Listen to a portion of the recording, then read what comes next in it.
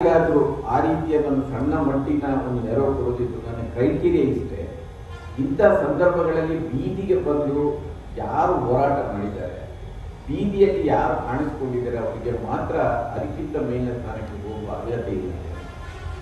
ಬೀದಿಯಲ್ಲಿದ್ದವರಿಗೆ ಮಾತ್ರ ವಿಧಾನಸೌಧಕ್ಕೂ ಕೂಡ ಒಳಗಡೆ ಹೋಗುವ ಅರ್ಹತೆ ಇರಬೇಕು ಅಂತ ನನ್ನ ಪ್ರಕಾರ. ಬೀದಿಯಲ್ಲೇ ಕಾಣಿಸಿಕೊಳ್ಳದವರು ವಿಧಾನಸೌಧಕ್ಕೆ ಒಳಗೆ ಹೋಗುವ ಅರ್ಹತೆ ಅವರಿಗೆ ಇಲ್ಲ ಅಂತ ನನ್ನ ಒಂದು ಅಭಿಪ್ರಾಯವಾಗಿದೆ. ಅದರಿಂದ ಬಿ.ಟಿ. ಲಲಿತ ನಾಯಕ್ ಅವರು ಹೇಗೆ ಅಂದ್ರೆ ಯಾವುದೋ ಒಂದು ವಿಷಯದ ಮೇಲೆ ಪ್ರತಿಭಟನೆ ಆಗುತ್ತೆ ಅಂತ ಹೇಳ್ಬೋದು. ನೀವೊಂದು ಫೋನ್ ಮಾಡಿದ್ರೆ ಬಿ.ಟಿ. ಲಲಿತ ನಾಯಕ್ ಅವರು ಅವರಿಗೆ ಅವರು ಸಮಯಾವಕಾಶ ಇದ್ರೆ ಖಂಡಿತ ಅಲ್ಲಿ ಬರ್ತಾರೆ, ಅದರಲ್ಲಿ ಪಾರ್ಟಿಸಿಪೇಟ್ ಮಾಡ್ತಾರೆ. ಅದರ ಪ್ರತಿಗೆ ಬೇರೆ ಯಾವ ತಕರಾರುಗಳನ್ನು ಅವರು ಎತ್ತುವುದಿಲ್ಲ. ಇಂಥವರೊಂದು ಬಹಳ ಬೆರಳೆಣಿಕೆಯವರು ನಮ್ಮ ನಡುವೆ ಇದ್ದಾರೆ. ನಮ್ಮ ಕೆ ಮನೋಜ್ ಹಿಂದೆ ಚಂಪಾ ಇದ್ರು, ಕೆ ಮನೋಜ್ ಸಿದ್ದಪ್ಪ ಇದ್ರು, ಎಸ್ ಸಿದ್ದರಾಮಯ್ಯ ಇರ್ತಾರೆ. ಇಂಥ ಒಂದು 10 ಮಂದಿ ಇರ್ತಾರೆ. ಎಲ್ಲ ಪ್ರತಿಭಟನೆಗಳೆಲ್ಲ ಅವರೇ ಕಾಣಿಸ್ಕೊಳ್ತಾರೆ. ಅವ್ರಿಗೆ ಇನ್ನೂ ಕೂಡ ಆ ದರಿವು ಬಂದಿಲ್ಲ. ಇವತ್ತು ನಾಳೆ ಯಾವ್ದಾದ್ರು ಒಂದು ಪ್ರತಿಭಟನೆ, ಈಗ ಆ ಸಿ ಟಿ ರವಿದು ಏನೋ ಒಂದು ಪ್ರಕರಣ ಆಯಿತು, ಯಾರು ಕರೆದ್ರೆ ನಾಳೆ ಬಂದು ಬಿ.ಟಿ. ಲಲಿತ ನಾಯಕ್ ತಮ್ಮ ಅಭಿಪ್ರಾಯವನ್ನು ಹೇಳಲಿಕ್ಕೆ ಹಿಂಜರಿದೆ. ಈ ರೀತಿಯ ನೇರವಾದ ನಡೆನುಡಿಯಿದ್ದ ಬಹಳಷ್ಟು ಮಂದಿ ಸಾಹಿತಿಗಳು, ಚಿಂತಕರು, ಹೋರಾಟಗಾರರು ನಮ್ಮ ನಡುವೆ ಇಲ್ಲ. ಅದರಿಂದ ಆ ಹಿನ್ನೆಲೆಯಲ್ಲಿ ನೋಡಿದಾಗ ನಮಗೆ ಬಿ.ಟಿ. ಲಲಿತ ನಾಯಕ್ ಅವರ ಮಹತ್ವ ನಮಗೆ ಗೊತ್ತಾಗುತ್ತೆ. ನೀವು ನೋಡಿ, ಅವರ ಹಿಂದೆ ಯಾವನೊಬ್ಬ ಸಚಿವ ಗಂಗಾಜಲ ಕೊಡ್ತೇನೆ ಅಂತ ಹೇಳಿದ, ಅದನ್ನು ಖಂಡಿಸಿದ್ರು. ಇತ್ತೀಚೆಗೆ ಕಾಂತಾರ ಫಿಲ್ಮ್ ಬಂದಾಗ ಮೈ ಮೇಲೆ ಎಲ್ಲ ದೇವ ಬಂದು ಮಾತಾಡ್ತಾರೆ, ಇದನ್ನು ದೇವರು ಮಾಡ್ತಾರೆ ಅಂತ ಹೇಳಿದ್ರು. ಇಂಥದ್ದು ಬಹಳ ಮಾತಾಡಿದ್ದಾರೆ. ಗಣಪತಿಯ ಪ್ರಶ್ನೆ ಬಂದಾಗಲೂ ಒಂದು ಮಾತು ಹೇಳಿದ್ರು. ನನಗೆ ಅದನ್ನು ಇದು ಬಹಳ ಎಲ್ಲ ಜನ ಮೆಚ್ಚುಗೆ ಆಗುವಂತ ಅಭಿಪ್ರಾಯ ಇಲ್ಲ. ಅವ್ರಿಗೆ ಗೊತ್ತಿದೆ ಇದರಿಂದ ಯಾವ ಪ್ರತಿಕ್ರಿಯೆಗಳು ಸಮಾಜದಿಂದ ಬರುತ್ತೆ ಮತ್ತು ನಾನು ಅದನ್ನೆಲ್ಲ ಕಿರಿಕಿರಿಗಳನ್ನು ಅನುಭವಿಸಬೇಕಾಗುತ್ತೆ ಗೊತ್ತಿದ್ರೂ ಕೂಡ ನಾನು ಸುಮ್ಮನೆ ಕೂತ್ಕೊಳ್ಳೋದು ಅಪರಾಧ ಆಗುತ್ತೆ ಅಂತ ಕೂತ್ಕೊಳ್ತಾರೆ. ಅವರಿಗೆ ನಾನು ಲೆಕ್ಕ ಇಟ್ಟಿಲ್ಲ. ಸುಮಾರು 7-8 ಪ್ರಾಣ ಬೆದರಿಕೆ ಪತ್ರ ಬಂದಿದೆ. ಆದರೆ ಅವರು ಅದರ ಬಗ್ಗೆ ಬಹಳ ಯೋಚನೆ ಮಾಡಿದವರಲ್ಲ. ಅವರು ಯಾವತ್ತೂ ಕೂಡ ಅದರಿಂದ ಭಯಪಟ್ಟು ಒಂದು ನಮ್ಮ ನಡುವೆ ಒಬ್ಬರು ಬಹಳ ಪ್ರಗತಿಪರ ಸ್ವಾಮೀಜಿಗಳಿದ್ದು, ನಾನು ಹೆಸರು ಹೇಳಲಿಕ್ಕೆ ಇಷ್ಟಪಡೋದಿಲ್ಲ. ಅವರಿಗೆ ಈ ರೀತಿಯ ಬೆದರಿಕೆ ಪತ್ರ ಬಂದನ್ನ ಅವರು ಅಲ್ಲಿಂದ ಇಲ್ಲಿಯವರೆಗೆ ಮಾತಾಡಿ ಅಂಥವ್ರು ಬಹಳಷ್ಟು ಮಂದಿ ಈ ಬೆದರಿಕೆಗೆ ನಮಗೆಲ್ಲ ಬಂದಿದೆ. ಅವರ ಜೊತೆ ಆಗಾಗ ನನ್ನ ಹೆಸರು ಬರ್ತಾ ಇರುತ್ತೆ. ಆದರೆ ಬಿ.ಟಿ. ಲಲಿತ ನಾಯಕ್ ಅವರು ಯಾವತ್ತೂ ಕೂಡ ಇಂಥ ಬೆದರಿಕೆಗೆ, ಬಹುಶಃ ಅವರು ಪೊಲೀಸರಿಗೆ ಅದನ್ನು ಕಂಪ್ಲೇಂಟ್ ಕೊಟ್ಟಿದ್ದಾರೆ ಇಲ್ಲೋ ಗೊತ್ತಿಲ್ಲ. ನಾನು ಇವತ್ತು ಬರುವಾಗ ನೋಡ್ತಾ ಇದ್ದೆ, ಅವರ ಬೆನ್ನೆಯಿಂದ ಏನಾದರೂ ಗನ್ಮ್ಯಾನ್ಗಳಿದ್ದಾರೆ, ಅದು ಅವರನ್ನು ಇಟ್ಕೊಂಡಿಲ್ಲ. ಬಹಳಷ್ಟು ಮಂದಿ ಏನು ಬೆದರಿಕೆ ಇಲ್ಲದವರೇ 4 ಗನ್ಮ್ಯಾನ್ಗಳನ್ನು ಇಟ್ಕೊಂಡು ಅಡ್ಡಾಡ್ತಾರೆ. ಬಿ.ಟಿ. ಲಲಿತ ನಾಯಕ್ ಅವರಿಗೆ ಅವರ ಧೈರ್ಯವೇ ಅವರ ದೊಡ್ಡ ಗನ್ಮ್ಯಾನ್ ಅಂತ ನಾನು ತಿಳ್ಕೊಂಡಿದ್ದೇನೆ. ಅದನ್ನು ಅವರು ಸಮಾಜವನ್ನು ಎದುರಿಸ್ತಾರೆ. ಇದೆಲ್ಲ ನೀವು ಅವರ ಬಹುರೂಪಗಳನ್ನು ನೀವು ನೋಡಿದರೆ, ಅವರು ಪತ್ರಕರ್ತರಾಗಿ ಸಾರ್ವಜನಿಕ ಜೀವನದಲ್ಲಿ ಕಾಣಿಸಿಕೊಂಡ್ರು, ಅನಂತರ ಸಾಹಿತಿಯಾಗಿ ಅವರು ಬೆಳೆದ್ರು, ಅನಂತರ ರಾಜಕಾರಣಿಯೂ ಆದರು. ನಾನು ಎಲ್ಲೋ ಓದ್ತಾ ಇದ್ದೆ, ಅವ್ರು ಯಾವುದೋ ಒಂದು ಸಿನಿಮಾದಲ್ಲಿ ಕೂಡ ಆಕ್ಟ್ ಮಾಡಿದ್ದಾರೆ, ಅದರ ನಟಿ ಅಂತ ಕೂಡ ಹೇಳ್ಬೋದು ಅವರು. ಸೊ ಅನುವಾದಕಿ ಕೂಡ ಆಗಿದ್ದಾರೆ, ಸಂಶೋಧಕರಾಗಿದ್ದಾರೆ.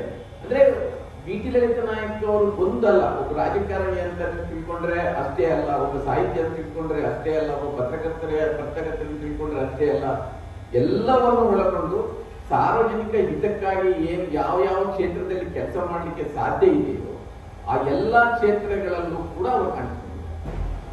ಅವರಿಗೆ ಅವರು ಮೊದಲ ಬಾರಿ ಸಚಿವರಾದಾಗ ಒಂದು ಬಹಳ ದೊಡ್ಡ ಸಂಚು ನಡೆದು ಅವರು ಅದನ್ನು ಕಳ್ಕೊಳ್ಬೇಕಾಯ್ತು. ಇದೆಲ್ಲವೂ ಇದೆ. ಆದರೆ ಯಾವುದನ್ನು ಕೂಡ ಅವರ ಈ ಸಾರ್ವಜನಿಕ ಹಿತಾಸಕ್ತಿ ವಿಷಯದಲ್ಲಿ ಬೀದಿಗೆ ಬರೋದನ್ನ ಅವರು ಯಾವುದನ್ನು ಈ ಎಲ್ಲ ಹಿನ್ನಡೆಗಳ ಹೊರತಾಗಿ ಕೂಡ ಅದು ಯಾವುದನ್ನು ಅವರಿಗೆ ತಡೆ ಆಗಿಲ್ಲ.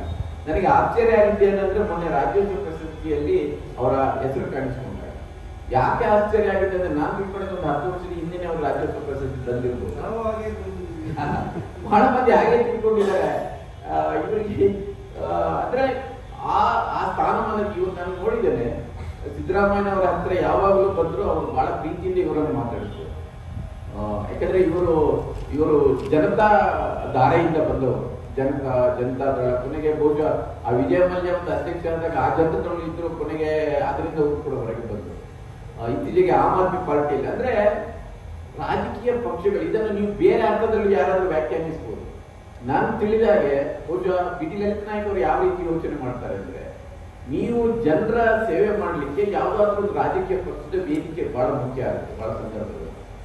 ಅಂತ ಸಂದರ್ಭದಲ್ಲಿ ತನ್ನ ಸಿದ್ಧಾಂತಕ್ಕೆ ಹೊಂದುವಂತ ಯಾವುದೇ ಪಕ್ಷದ ಜೊತೆ ಸೆಕ್ಯುಲರ್ ಪಾರ್ಟಿಗಳಂತ ನಾವು ಏನ್ ಹೇಳ್ತೇವೆ ಅದರ ಒಳಗಡೆ ಬಹಳ ಬದಲಾವಣೆ ಮಾಡ್ಕೊಂಡಿದ್ದಾರೆ. ನಾನು ಆಗ್ಲೇ ಹೇಳಿದಾಗೆ ಅವರು ಆ ಸೆಕ್ಯುಲರ್ ದಾರಿಯನ್ನು ಬಿಟ್ಟು ಹೊರಗಡೆ ಹೋಗೋ ಪ್ರಯತ್ನವನ್ನು ಮಾಡಿ, ಯಾಕೆಂದ್ರೆ ಅವರ ಸಿದ್ಧಾಂತಕ್ಕೆ ಅದು ಆ ಪಕ್ಷಗಳು ಅವರಿಗೆ ಹೊಂದುವುದಿಲ್ಲ. ಅದರಿಂದ ನಾವು ಇವತ್ತು ಇಂಥವರ ಅಗತ್ಯ ಬಹಳ ಇದೆ ನನ್ನ ಪ್ರಕಾರ. ಇವತ್ತಿನ ವಿದ್ಯಮಾನದಲ್ಲಿ ಸತ್ಯವನ್ನು ಹೇಳಲಿಕ್ಕೆ ಕೂಡ ಹಿಂಜರಿಯುವಂಥದ್ದು, ನ್ಯಾಯದ ಮಾರ್ಗದಲ್ಲಿ ಹೋಗ್ಲಿಕ್ಕೆ ಹಿಂಜರಿಯುವಂಥದ್ದು, ವೈಜ್ಞಾನಿಕವಾಗಿ ಚಿಂತನೆ ಮಾಡಲಿಕ್ಕೆ ಹಿಂಜರಿಯುವಂಥದ್ದು, ವೈಚಾರಿಕವಾಗಿ ಯೋಚನೆ ಮಾಡಲಿಕ್ಕೆ ಹಿಂಜರಿಯುವಂಥ ಒಂದು ವಾತಾವರಣ ಇದೆ. ಸತ್ಯ ಹೇಳಿಕೆ ಭಯಪಡ್ತಾ ಇದ್ದಾರೆ, ನ್ಯಾಯದ ಮಾರ್ಗದಲ್ಲಿ ಹೋಗ್ಲಿಕ್ಕೆ ಭಯಪಡ್ತಾ ಇದ್ದಾರೆ, ವೈಜ್ಞಾನಿಕವಾಗಿ ವೈಚಾರಿಕವಾಗಿ ಯೋಚನೆ ಮಾಡುವುದೇ ಅಪರಾಧ ಎನ್ನುವಂಥ ಒಂದು ಇಂಥ ಪರಿಸ್ಥಿತಿಯಲ್ಲಿ ನಮಗೆ ಪಿ ಟಿ ಲಲಿತ್ ನಾಯಕ್ ಅವರಂತ ಮಹಿಳೆಯರು ಬಹಳ ಮುಖ್ಯವಾಗಿ, ನಾನು ಅದನ್ನೇ ಹೇಳ್ತಾ ಇದ್ದೆ, ಅವರು ಒಂದು ಪರಿಶಿಷ್ಟ ಜಾತಿಯ ಒಂದು ಸಮುದಾಯದಿಂದ ಬಂದರು, ಅದು ಒಬ್ಬಳು ಹೆಣ್ಮಗಳು, ಹೆಚ್ಚು ಓದಿಲ್ಲ.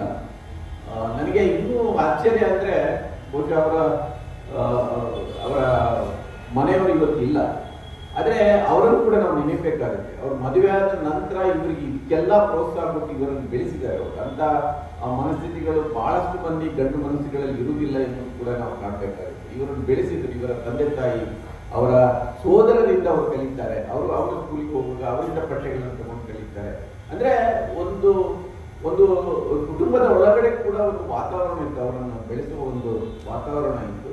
ಅದನ್ನೆಲ್ಲ ಬಳಸಿಕೊಂಡು ಇವತ್ತು ಯಾವತ್ತು ಒಂದು ಜಾತಿಗೆ ಒಂದು ಐಡೆಂಟಿಟಿ ಇರುತ್ತೆ, ಅದಕ್ಕೊಂದು ಗುರುತು ಇರುತ್ತೆ.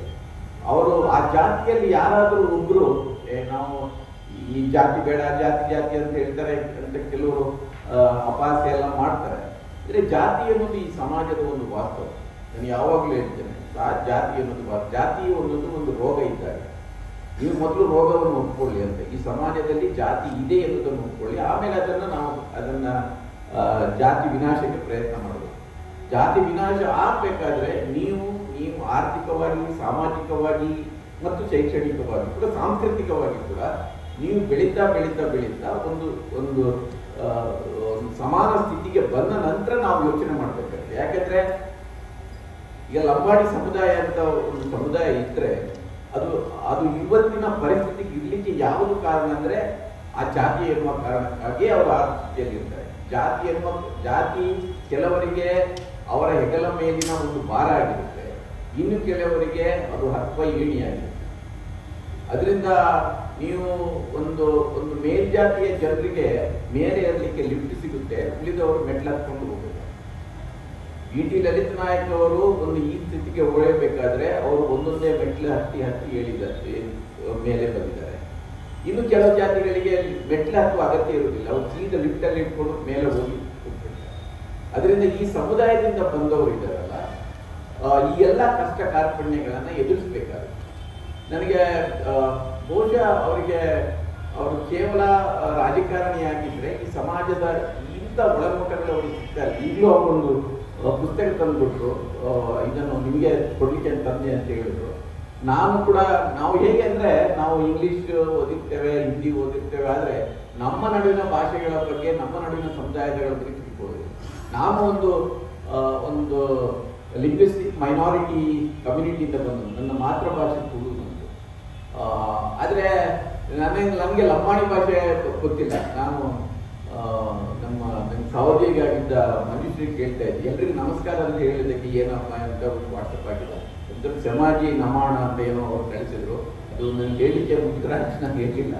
ಅದರಿಂದ ನಾವು ಕಲಿಬೇಕಂತ ನಾನು ಅನಿಸಿದ್ರು. ನಾನು ಬಹಳ ಹಿಂದಿನ ಯೋಚನೆ ಮಾಡ್ತಾ ಇದ್ದೆ, ನಮ್ಮ ನಡುವಿನ ಕೆಲವು ಭಾಷೆಗಳನ್ನಾದ್ರೂ ಕಲಿಸ್ಬೋದು. ಅಕಾಡೆಮಿ ಅಂತ ಕ್ಲಾಸಸ್ ಮಾಡಿದ್ರೆ ಆನ್ಲೈನ್ ನಲ್ಲಿ ಒಂದು ಸರಳವಾಗಿ ವ್ಯವಹರಿಸುವಂತ ಒಂದು ಭಾಷೆಯನ್ನು ಕಲಿಸಿದ್ರೆ, ಭಾಷೆ ಎನ್ನುವುದು ಬರೀ ಭಾಷೆ ಅಲ್ಲ, ಭಾಷೆ ಅಂದ್ರೆ ಅಕ್ಷರಮಾಲೆ ಅಲ್ಲ. ಆ ಭಾಷೆ ಜೊತೆಗೆ ಒಂದು ಇಡೀ ಸಮುದಾಯದ ಸಂಸ್ಕೃತಿ ಇರುತ್ತೆ, ಒಂದು ಇತಿಹಾಸ ಇರುತ್ತೆ. ಅದನ್ನು ತಿಳ್ಕೊಳ್ಳೋ ಮೂಲಕ ಈಗ ಲಂಬಾಣಿ ಸಮುದಾಯದ ಬಗ್ಗೆ ನಾನು ನೋಡ್ತಾ ಇದ್ದೀನಿ. ಇಲ್ಲಿ ಎಲ್ಲಾದರೂ ನನಗೆ ಬಹಳ ಇಷ್ಟ ಲಂಬಾಣಿ ಸಮುದಾಯದ ಅಂದರೆ ಅವರ ಉಡುಗೆ ತೊಡುಗೆ ಬಹಳ ಇಷ್ಟ. ಅದು ಮುಖ್ಯವಾಗಿ ಬಹಳ ಹೆಣ್ಮಕ್ಳು ಅದನ್ನು ತೊಟ್ಕೊಂಡು ಬಂದ್ರೆ ಅದು ಬಹಳ ಸುಂದರವಾಗಿರುತ್ತೆ. ನಾನು ನೋಡ್ತಾ ಇದ್ದೆ ಯಾರಾದರೂ ಆ ರೀತಿ ಉಟ್ಕೊಂಡು ಬಂದಿದ್ದಾರೆ ಅಂತ. ಅದಕ್ಕೆ ಅದರದ್ದೇ ಆದ ಒಂದು ವೈವಿಧ್ಯತೆ ಇರುತ್ತೆ. ಅದೊಂದು ಅದು ಅಂದ್ರೆ ಲಂಬಾಣಿ ಸಮಾಜ ಇಡೀ ದೇಶದಲ್ಲಿದೆ. ಅದು ಬೇರೆ ಬೇರೆ ಕಡೆಗಳಲ್ಲಿ ಬೇರೆ ಬೇರೆ ಹೆಸರುಗಳಲ್ಲಿ ಅದನ್ನು ಕರೆಯಬಹುದು. ಆದ್ರೆ ಲಂಬಾಣಿ ಸಮಾಜ ಇಡೀ ದೇಶದಲ್ಲಿದೆ. ಅದಕ್ಕೆ ಅದರ ಚರಿತ್ರೆ ಇನ್ನೂ ನಾನು ಸುಮ್ಮನೆ ಕಣ್ಣಾಡಿಸ್ತಾ ಇದ್ದೆ. ಅಂದ್ರೆ ಕೆಲವರು ಬುದ್ಧಿಸಮಿಗೆ ಅದನ್ನು ಜೋಡಿಸ್ತಾರೆ, ಕೆಲವರು ಸೈನಿಕರ ವ್ಯಾಪಾರಿಗಳ ಇದಕ್ಕೆ ಜೋಡಿಸ್ತಾರೆ, ಕೆಲವರು ಸೇನೆ ಜೊತೆ ಈ ಸಮುದಾಯವನ್ನು ಜೋಡಿಸ್ತಾರೆ. ಅಂದ್ರೆ ಎಲ್ಲಾ ಕ್ಷೇತ್ರಗಳಲ್ಲಿ ಅದರ ಕೆಲಸ ಮಾಡ್ಕೊಂಡು ಬಂದಿದೆ ಅಂತ ಕೂಡ ಗೊತ್ತಾಗುತ್ತೆ. ಬಿ.ಟಿ. ಲಲಿತ ನಾಯ್ಕ ಅವರು ಇವತ್ತು ವಯಸ್ಸಾಗಿದೆ ಅವರಿಗೆ. ಆದ್ರೆ ಅವರ ಮನಸ್ಸಿಗೆ ವಯಸ್ಸಾಗಿಲ್ಲ ಅಂತ ನಮ್ಗೆಲ್ಲ ಗೊತ್ತಿದೆ.